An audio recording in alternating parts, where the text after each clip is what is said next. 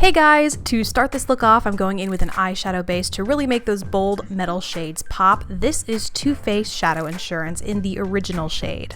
And as with most looks, I'm applying that all over my eyelid as well as on my lower lash line.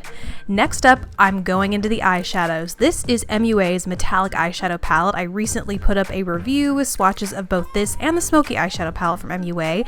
So I'm first starting with the flat shader brush and going into the metallic olive shade and patting that on the inner half of my eyelid, taking care to leave both the inner corner and the outer half bare. Next, I'm flipping that same flat shader over and going into the burgundy metallic shadow right next to the olive green I just used, and I'm patting that on the outer half of my eyelid. Then I will flip that shadow brush over, it's really nice and convenient, to help blend those two together. Then to make sure everything is looking nice and blended in the crease, I'm taking a clean, fluffy brush, no shadow on it, and just running that using windshield wiper motions through the crease.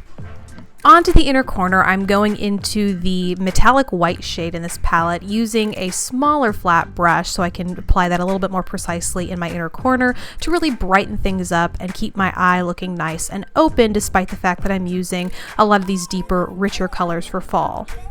And last for the shadows in this look, I'm using a smaller pencil brush and going into the iridescent sort of metallic purple right next to the olive shade in that palette, and I'm running that along my lower lash line. Then to complement the purple on my lower lash line, I'm going in with a Marc Jacobs Beauty eyeliner, or skyliner as they're called, in the shade Plumage, and I'm running that along my waterline.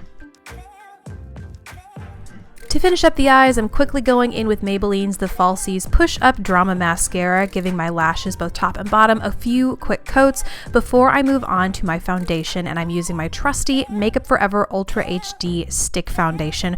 One way I like to apply this is directly, as you'll see here. I just use the stick, apply it directly to my skin, and then go in with a kabuki brush to blend all of that out so it buffs out really evenly and nicely.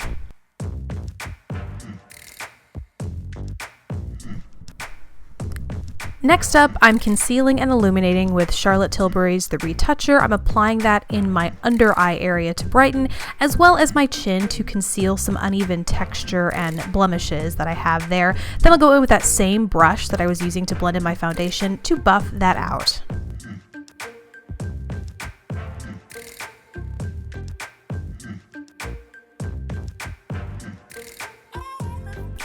On to brows, I'm using Milani's Stay Put Brow Color and the brush that actually comes with it. It's a pretty nice angled brow brush, and I start by creating a line or a border basically on the underside of my brow, and then I use that brush to feather it upwards and fill my brows in so that I get a nice clean edge, and then I will extend that to the outer portion of my brows.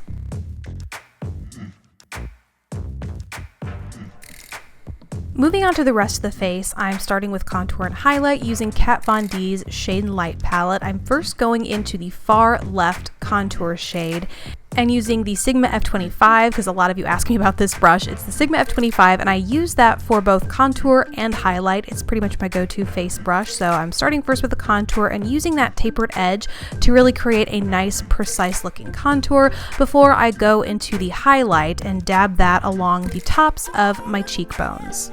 For blush, I'm using Clinique's Sculptionary Cheek Contouring Palette in Defining Roses, and in theory, you could use all three of these shades to get a complete contoured, highlighted, and blushed face, but I'm actually swirling them all together and applying that as a blush. Last are the lips, and this is Covergirl's Lipstick in Soulmate 320. It doesn't really matter what line it's from because I'm only just realizing that it's no longer available, but any frosted kind of burgundy or berry lipstick will complement this look beautifully. So that's everything you need to complete this fun fall look using bold metallics. Thank you guys so much for watching. Please don't forget to subscribe if you haven't already, and I will see you in the next video. Bye!